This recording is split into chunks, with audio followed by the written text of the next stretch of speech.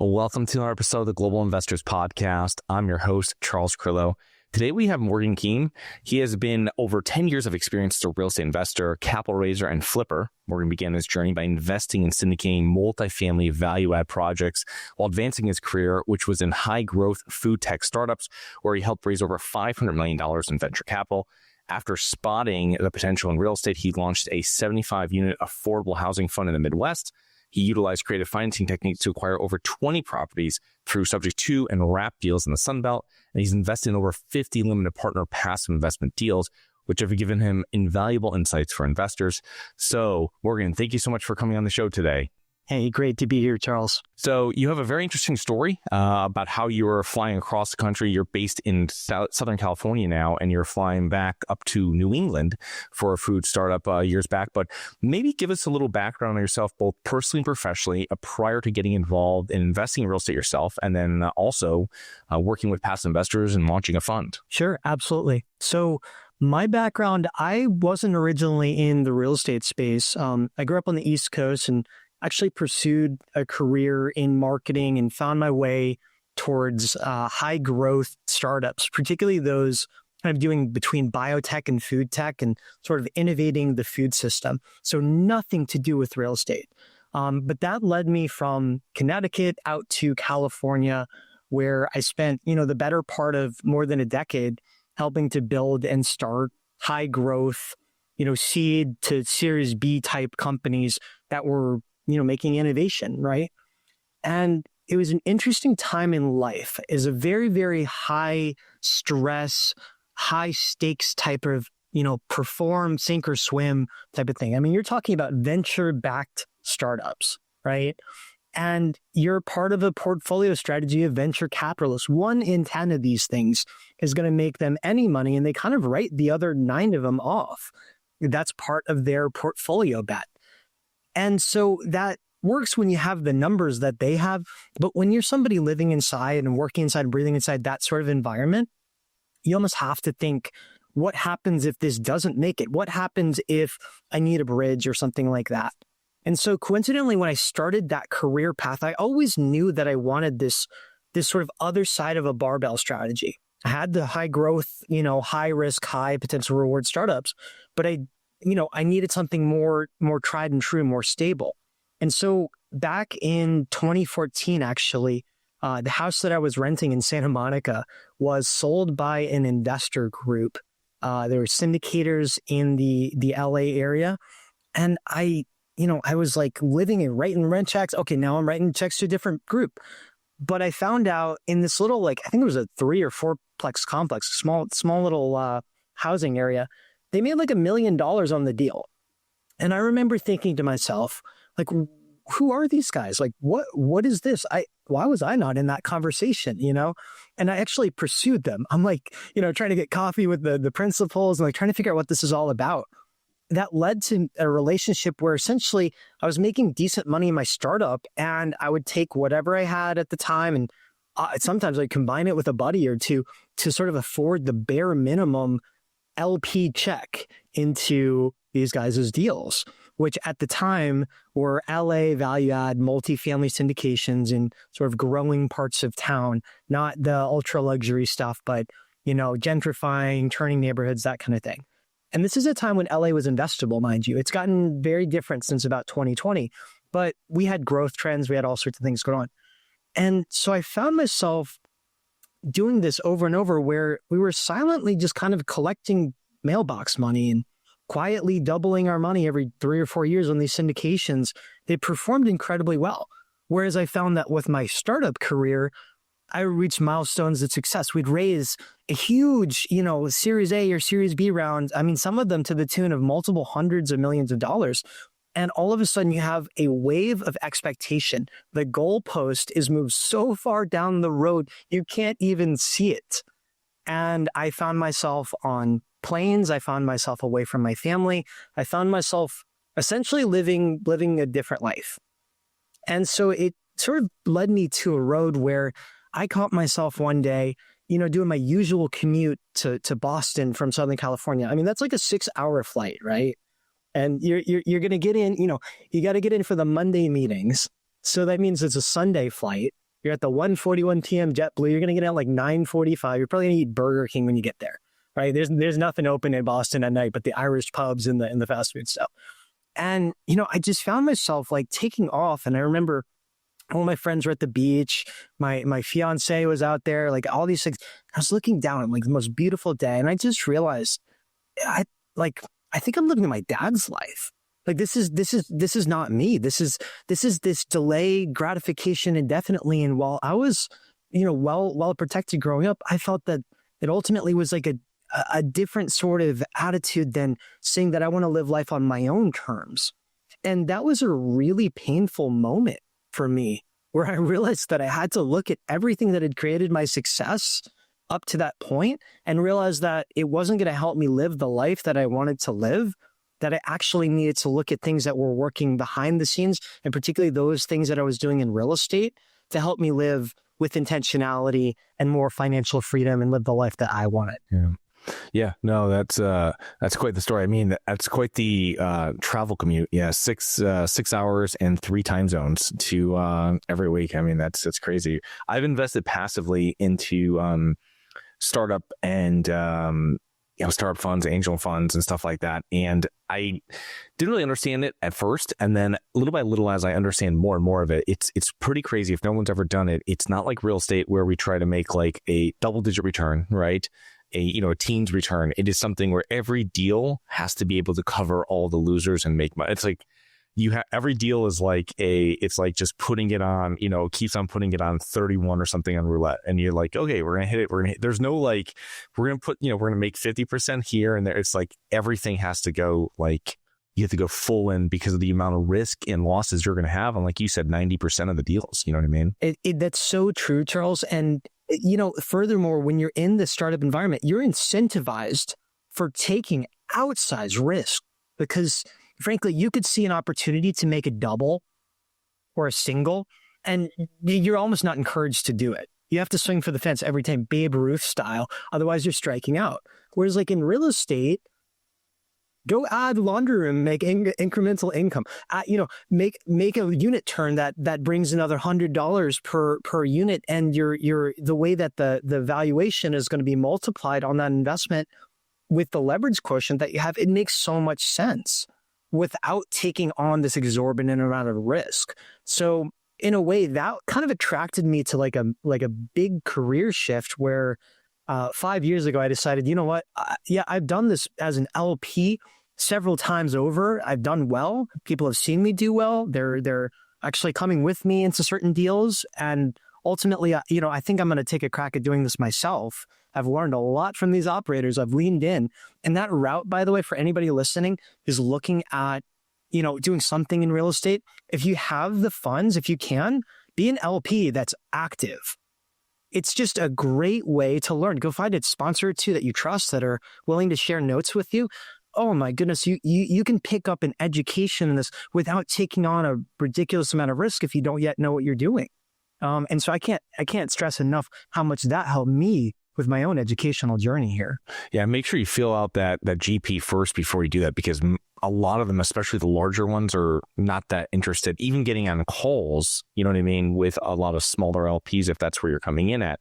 But they're less likely, even more, to be telling you everything that's going through it and explain more of the process, which I was on my first deal when I LP invested years ago. And then I've had some LPs since then that have been like that, you know what I mean, where they have some that don't have anything to do with it. You know what I mean? You'll never hear from them ever. And then you have some that once in a while, or if something's off by one day or something like this, or they get a report and they have questions about it.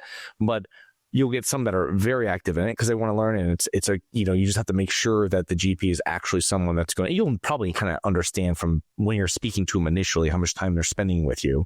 Because if they're not spending much time with you up front, they're probably not going to spend much time with you during the deal, of what I would think. No, that's exactly right. It's there definitely is a matching exercise, right? When you're doing that, and it's not just about the deal and the market and the strategy and the exit terms. It's about the alignment with the sponsor and what kind of experience you want to have out of it, right? And you're right that some sponsors, they want to put a 10-foot wall up.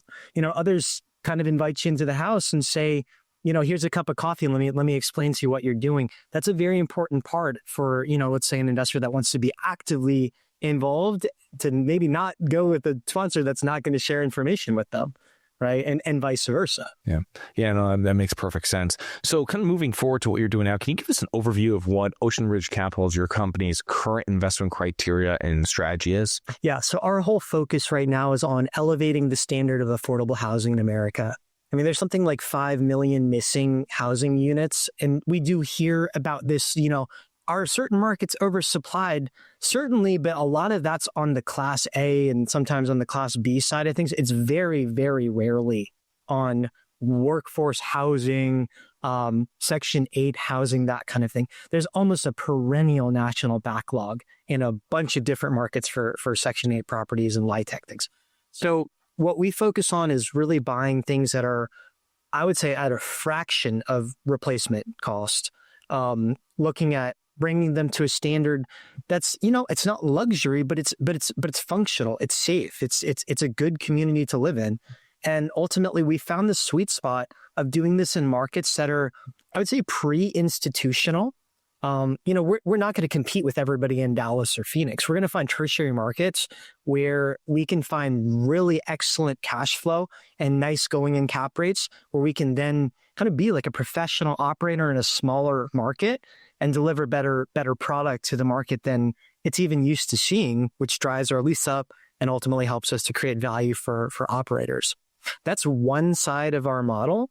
The other side is that there are certain markets where we don't have a competitive edge today, and we actually will act as a capital partner, again, on the affordable housing side, but really backing who we believe are best-in-class operators that are executing similar strategies. And that all banks on the diligence criteria and the work that I've done, as an LP in 50-plus deals, but also as an active operator in certain markets where, I think we just know kind of how to look at things in a way that protects investors, protects the downside, and then ultimately stacks the bets as possible for good upside returns. Yeah, I think that's a great way of doing it. And I think you'll have operators that kind of get scared of using that strategy but it's also the most truthful.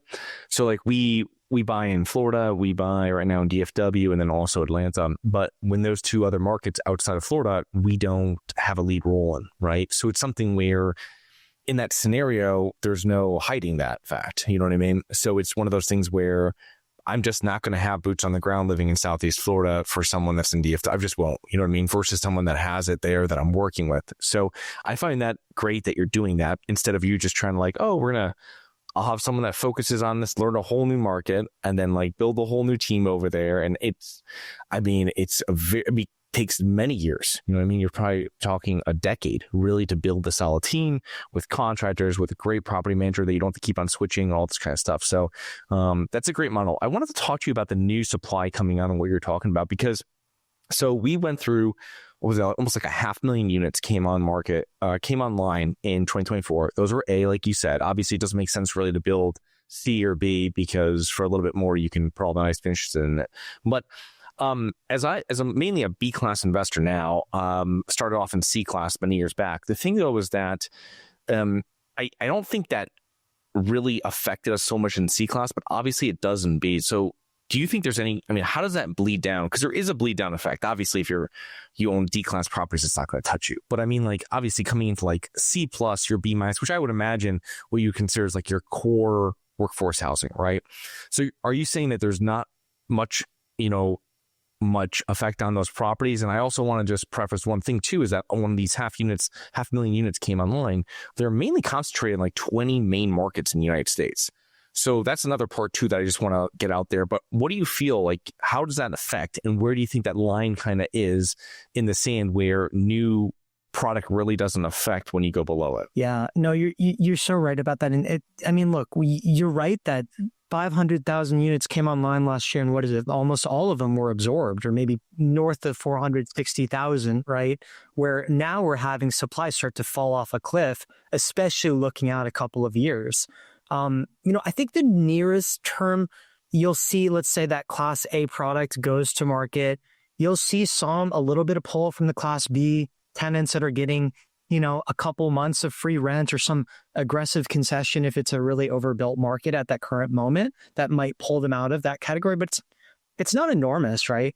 And then I think that might incentivize certain people in the Class C group to go to Class B, but I haven't seen that it's really substantial in my experience based on the assets that we target. Again, a lot of ours are Class C, and I tend to look at stuff that's like 25% of the median rent. It almost cannot get any less expensive. Even if they're giving 2 months free at a $900 a month apartment, well, ours are $650, and frankly, like, people will see right through that, or maybe they won't income qualify, and it'll help to kind of insulate some of the the tenant volatility that maybe you'd otherwise see from an oversupplied market. Now, another point though that you brought up around like locationally, this is going to be different a little bit wherever you go. But that layer of affordability, I just don't think it's getting any cheaper. I don't think it's ever getting any cheaper. And so you have these plays in value-add apartments that are on the the lower end, especially in markets that are not war zones, but maybe they're a little rougher, but they're not, it's not Brickell, And then you also have plays in stuff like mobile home parks where inherently the value of what you're buying, a mobile home park could go for $40,000 to $50,000 a lot, whereas a single family home could go for $300,000 in the same market. And you just have such a divide of affordability that more and more people need today, that it can really insulate and downside protect those kind of investments. Interesting. So when you're building your own portfolio, working through investors or buying stuff just yourself, maybe with a couple JV investors, how have you really sourced a lot of your deals? Is it through brokers? Do you go directly to seller? So a lot of our deals come from off-market or industry relationships. When we built our Cleveland, Ohio Affordable Housing Fund, that was in 2020 and 2021. Everybody's chasing growth in Austin and Boise, right? It's like a funny time. Money's being printed and YOLO stocks, whatever.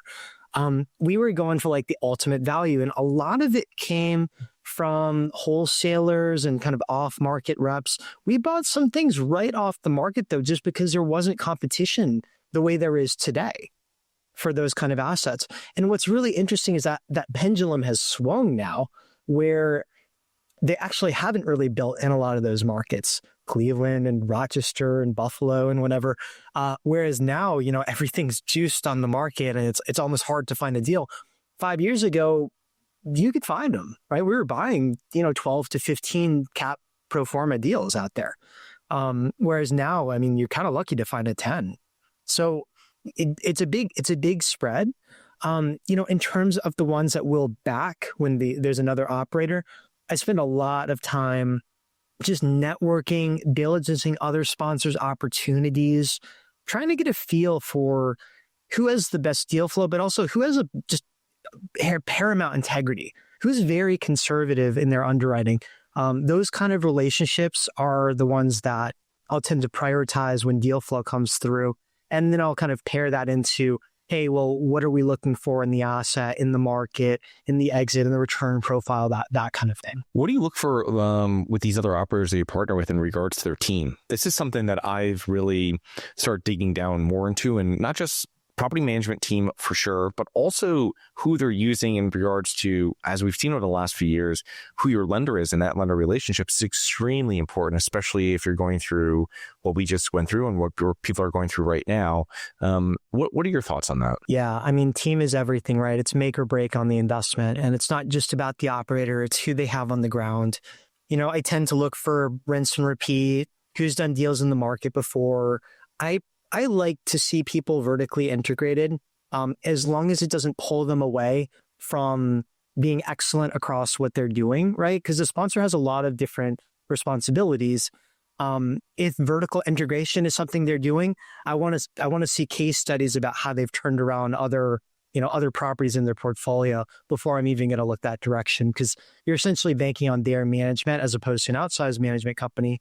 And that could be a great play, but they need to be staffed in that market, right? So I think that would be a key one. For the lenders, I tend to like when they've done deals before with the lenders, same lender, it's going to reduce the risk. There's some relational capital. It tends to be a strong play when they've, when they're on first name basis, right? And it's just a little bit more of a, hey, we've played well in the sandbox before. Because I've also seen a lot of people that have had the rug pulled from lenders they haven't worked with. And, it's resulted in either no deal, a loss of capital, or, other kind of negative downside type of things that you could otherwise maybe avoid if they have that capital. Yeah. And I imagine if you are, you're speaking to a broker and they're going to ask you too, if they're representing the seller, they're going to want to know all this too. Right. Especially now when you get into stuff that's a little tougher, they want to make sure a deal's closing just so they get paid their commission, but also for their client that the broker's doing what they said they did, right? Finding the best buyer that's actually going to close for the highest price. So I think that's an important thing. I think you have a lot of people that are working on the commission side of it that want to make sure what is your actual, not just that you have funds, that you've done your underwriting on it, that you want to buy the property, but it's also that you have the means and the team you have actually worked with before, and how much have you worked with them before? Yeah. No, couldn't agree more. It's so important. Do you have money sitting in the stock market and you're worried about it? Or worse, you have money sitting at the bank, not keeping up with inflation? My name is Charles Carillo, founder and managing partner of Harborside Partners. And since 2006, I've been investing my money and my family's money into income-producing properties. These are real assets, real properties with real addresses that produce real cash flow. At Harborside Partners, we provide passive investors who love real estate with a turnkey investing solution. If you want to put your money to work in real estate but can't find deals, don't have the time to get funding, and the last thing that productive people want to do is manage real estate. We find the deals, we fund the deals, and we manage the tenants, the termites, and the properties. Partner with us at investwithharborside.com. That's investwithharborside.com. Go to investwithharborside.com. If you love real estate, you like the idea of passive income, and believe that income-producing properties will appreciate over time, go to investwithharborside.com. That's investwithharborside.com. Morgan, how do you typically structure deals, or in the past, or how do you usually finance your acquisitions? I mean, this could be if they're one-off deals you've done yourself. These could be with what you do with your fund. I mean, how does that usually work? So I've had a combination of approaches here. A lot of what I've done has been kind of just traditional syndication. You'll pool together, investor money. I tend to attract higher net worth entrepreneurs to my ecosystem, particularly those that kind of see what's going on in the affordable housing domain. And so we'll pair together, $50,000 to $500,000 checks to go into certain deals that are, we take a big leg in terms of de-risking them and diligencing them and bringing people into those opportunities. I've done a lot of creative structures, less so in the multifamily space. Not that you can't, I've just had a little more experience with that on the single family side. Back when I was in my startup career, I really looked at real estate as an important tax haven and strategy for kind of insulating passive capital gains. And one of the ways that I found a really good leverage point there was through subject to and seller financing. Subject to is where you'd essentially have the seller keep their mortgage in place, but you make payments.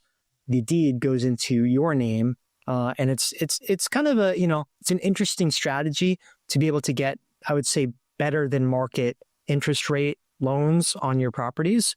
So I found really good inroads there, where it would require so little capital to buy these properties, because kind of what you're doing is buying somebody out of what they see as a liability.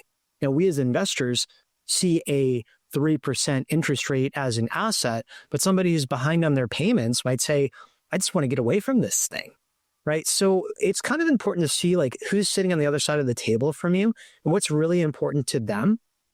What's the way that we can creatively structure this deal that's going to benefit everybody here? Because frankly, a lot of people that are selling, even those that have good mortgages, sometimes they're selling and they're underwater after brokerage and closing costs.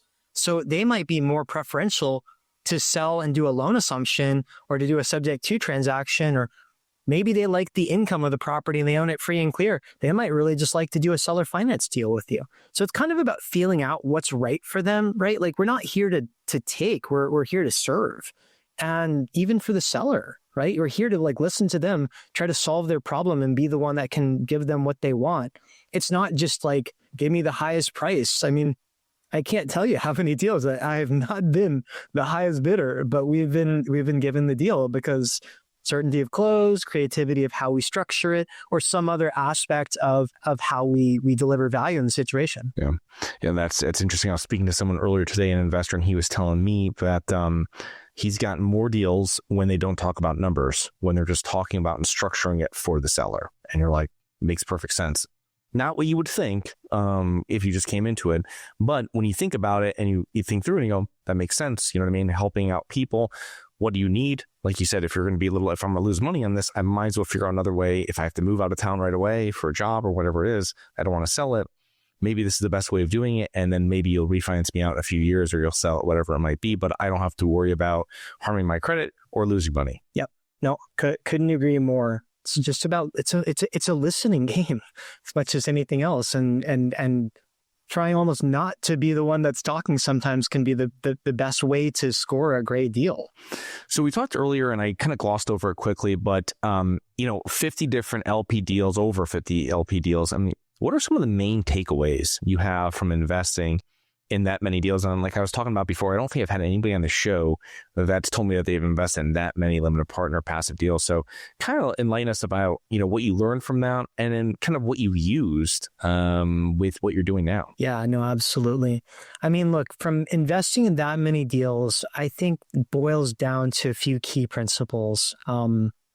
Number one is like you cannot fix overpaying for a deal. I mean, look, there's like this misconception, right? When people say in our real estate world, never lost $1 of capital, right? You hear that one often. Does that mean though that they had to wait 10 or 15 years to sell the property, right? Where that capital could have actually been cycled out? A lot of times I think you see this on poor buys though, where people say, well, I kind of bought way at the peak. I got to wait till the peak of the next cycle or close to it to get out of this deal.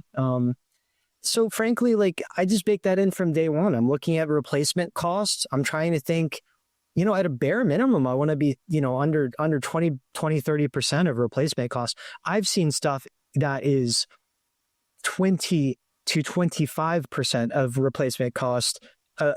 So if your asset would cost like, let's say $5 million to build, maybe you can buy it for 1 or 2. Like those are fantastic buys as long as there's market demand where you're going. Because at the end of the day, like you have new building that's going to be constricted to that replacement cost, whereas you got in for a fraction. And if you can manage a rehab well and turn that thing into, a good standard property, there's a lot of insulation and protection there.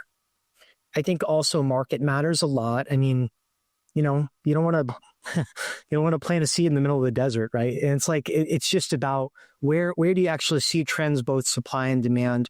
We spend a lot of time looking at kind of mixed between population growth, job growth, demographic, landlord friendliness relative to the built environment, what's coming online, who is investing. I mean, just pairing that all together. And again, for us and for our investors, they love this like pre-institutional size, right? I don't want to compete with BlackRock or whatever. I want to be the big dog in a smaller market. And so that really helps us out here.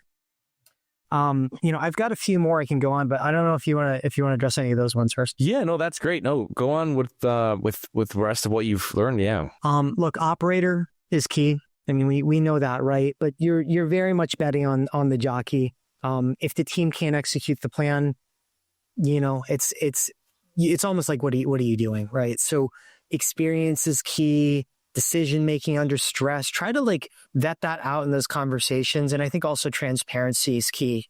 At the end of the day, like we're all adults here, right? And if your investment's not doing so well, it's important to share that. So there's a certain way to kind of bring that message, but I've seen sponsors where deals haven't gone so well, and they don't, right? And that doesn't bode well for building relational capital.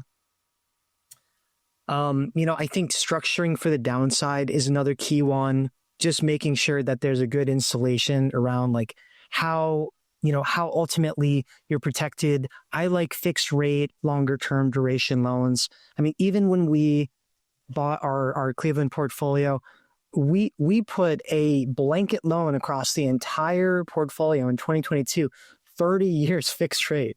And it's not the standard, right? Most real estate investors would do 5 or 10, year duration. And that's okay too in certain times. But if there's uncertainty around the rate environment, or if things are at historic lows and that kind of thing, it's just prudent sometimes to think, well, let's go against the grain here and actually look at this as like a little bit of a protectionist type of thing. So I would say those are really key. And then lastly is like, how are you going to exit the thing? A lot of us can get into the trap of thinking, hey, it's a great asset. We'll figure it out down the line. And sure, you're in a growing market. There's, that kind of thing is going on. But I really like to look for multiple exit strategies.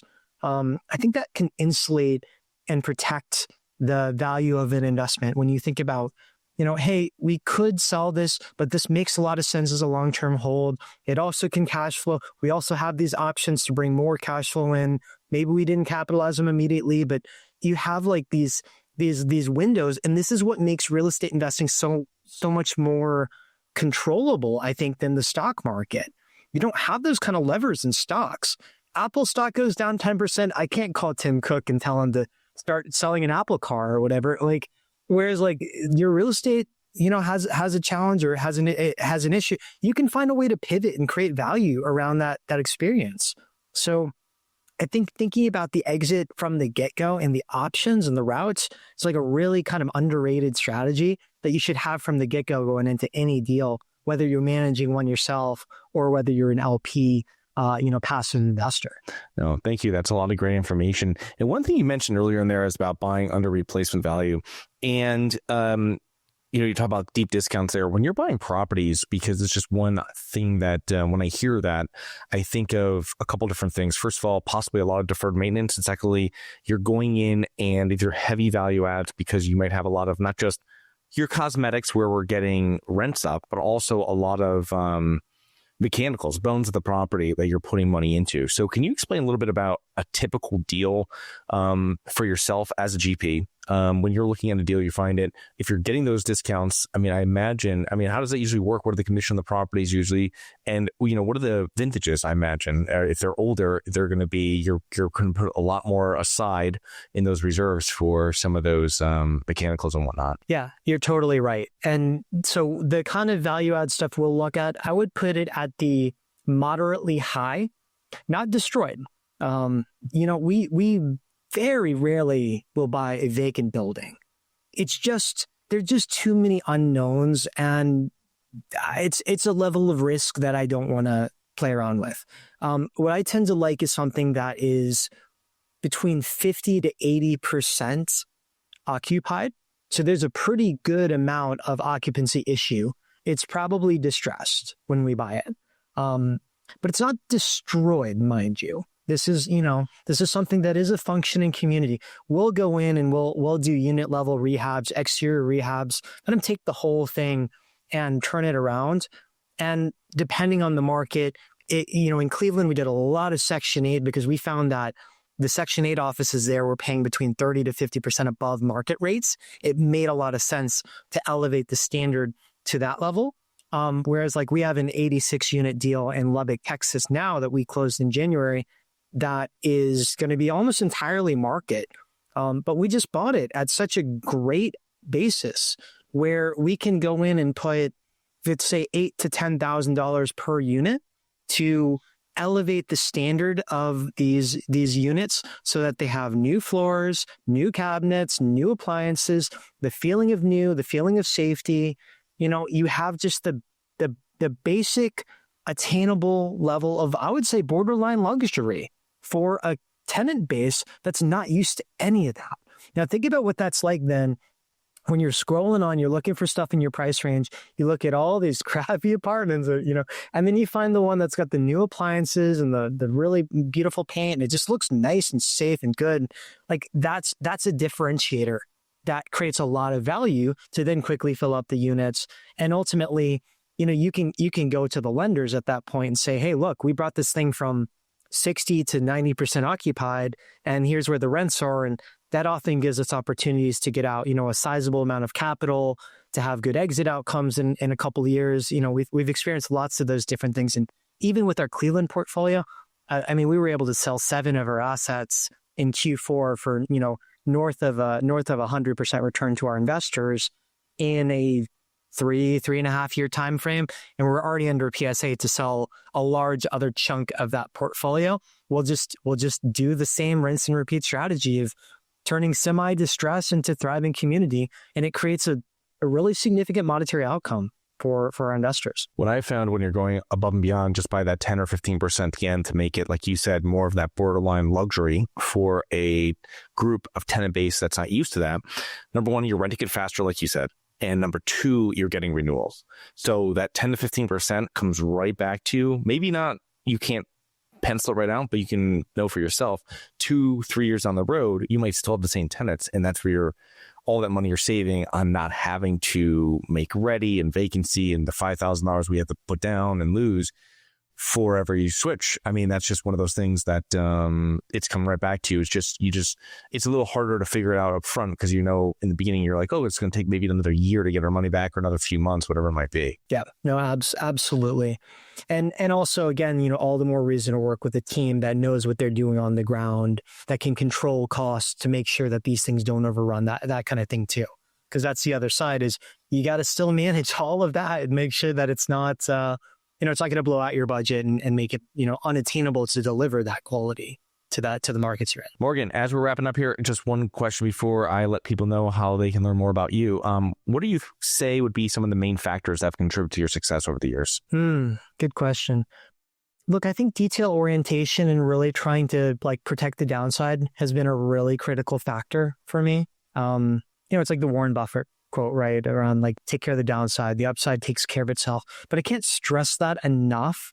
And I mean, I don't know. I found myself around 2019, 2020, 2021, seeing that things didn't have the inherent value of what it seemed like they could sustain, right? I know a lot of people talk that this is a very shocking, how did this all happen? I would have never guessed interest rates, but when rates are 2.25%, they're probably going to go up. And just thinking a little contrarian, I think has really, really helped me because a lot of my investments have been contrarian plays.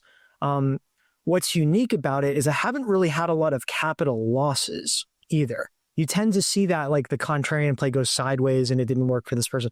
I don't feel like I'm taking extra risk by being a little contrarian and creative. I think I'm just looking at things a little bit more critically to make sure that I'm not following the herd into something. And on occasion, that'll work too. There's a major demand swell. You can make money, following a mainstream trend, but you've got to be there at the right time. And I don't want to compete with a billion people. I want to kind of think independently. And I think our investors really value that kind of thing too. The other thing is don't chase IRR for the sake of returns. IRR could just be a juiced up spreadsheet and you have no idea what's in it, right? And I'm sure you've heard that before, and I'm sure you're really methodical with how you do that kind of thing. I see a lot of newbie investors though. This one's 25%, so I should do this deal. It's you should probably not do the deal because they said it was 25%. Really look at that thing. Yeah. Because you're probably taking on risk you don't realize was there. Yeah, I've heard that before. On investor calls, I had someone that says that, they're figuring out the percentage. And I'm like, well, every deal is different. You know what I mean? You're going through, you're just putting some deal that they saw, whatever, with old deals that we had or deals we've done before. And you're like, well, can't really compare them. And the second thing too is I've heard, we were getting distributions the third month out or something. And you're like, well, that's probably not real cash flow. You know what I mean? It's just, you don't want to say it, but it's also one of the things you're like, well, I mean, they're just giving you back money that you gave them pretty much. It's so these are all things that you learn, I think, after doing so many LP deals and being around syndication and looking at so many different spreadsheets and everything. It's one of the things you kind of figure out and you kind of see through what's being done. And you're like, no, I don't want, this is not for my strategy of investing. So you got it. Yeah, it's all about asymmetries, right? And just making sure that you've got that lens. But part of it takes taking action and learning and asking questions, right? And listening to podcasts like this to really get sharp and know, where those kind of asymmetries are. So Morgan, how can our listeners learn more about you and your business? So I would say check out our website, www.oceanridgecap, that's cap.com. Or you can follow me on Instagram at Creative Capitalist. I need to be a little more active on there, but definitely go to the website, check out what we're about, and look, happy to guide or answer any questions for anybody who might find value here and want to follow up with me. Morgan, thank you so much for coming on today. I appreciate all the time and all the insight. I'm looking forward to connecting with you here in the near future. Absolutely. Thank you, Charles. Hi guys, it's Charles from the Global Investors Podcast. I hope you enjoyed the show. If you're interested in getting involved with real estate, but you don't know where to begin, set up a free 30-minute strategy call with me at schedulecharles.com. That's schedulecharles.com. Thank you. Nothing in this episode should be considered specific, personal, or professional advice. Any investment opportunities mentioned on this podcast are limited to accredited investors. Any investments will only be made with proper disclosure, subscription documentation, and are subject to all applicable laws. Please consult an appropriate tax, legal, real estate, financial, or business professional for individualized advice. Opinions of guests are their own. Information is not guaranteed. All investment strategies have the potential for profit or loss. The host is operating on behalf of Syndication Superstars, LLC exclusively.